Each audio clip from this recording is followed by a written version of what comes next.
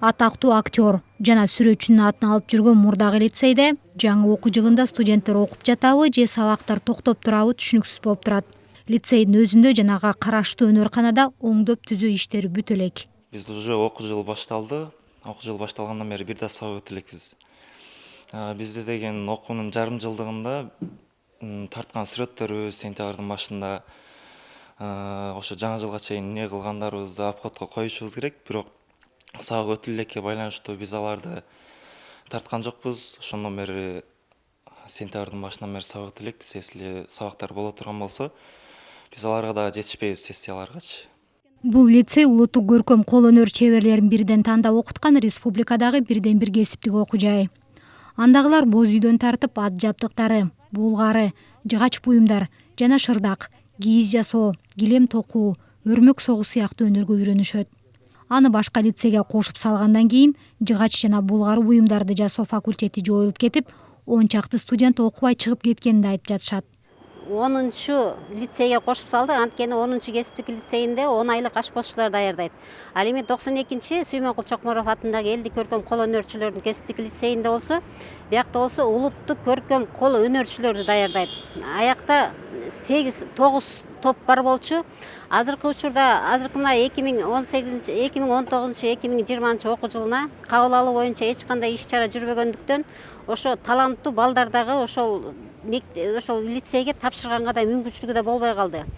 Башталгыч кесиптик окуу жайларды караган мамлекеттик агенттик өз кезегинде лицейлерди бириктирүү, оптималдаштыруу максатында болуп жатканын жүйө тартууда. Ошону менен катар лицейдин мурдагы жетекчилигинде каржылык мыйзам бузуулар болгон дейт.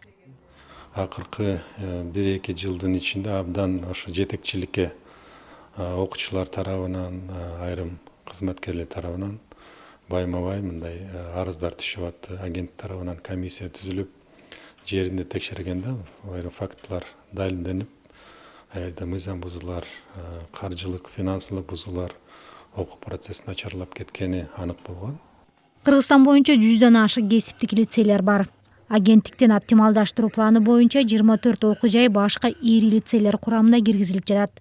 Бул бириктирүүлөр өз кезегинде ар кандай каршылыкты жаратпай койгон жок. Кыргыздын таанымал кишинин атын өчүрүп, ашпозчулардын атын койгон мен туура эмес эле дейм. Негизи бир чети кесиптешмин, бир чети сүрөтчү катары бул кишинин талабын талашат элем, жоюуга болбойт деп. Анын үстүнө бул киши жөн сүрөтчү эмес, жакшы атактуу сүрөтчүлөрдүн бири, эң кыйын актер. Анан мындай кишилердин аттарын өчүрүп отурсак, анан биздин Кыргызстаныбыз ким менен мактана алабыз, кимди эки жакка көрсөтө алабыз? Көзү тирүү болгондо Сүймөнкул Чокморов быйыл 9 ноябрда 80-ге чыкмак. Анын ысымындагы окуу жай жоюлуп кеткени себептүү духу түшкөн студенттер бул маарекеге пландалган көргөзмө кандай өтөт деп бүшүркөп турушат.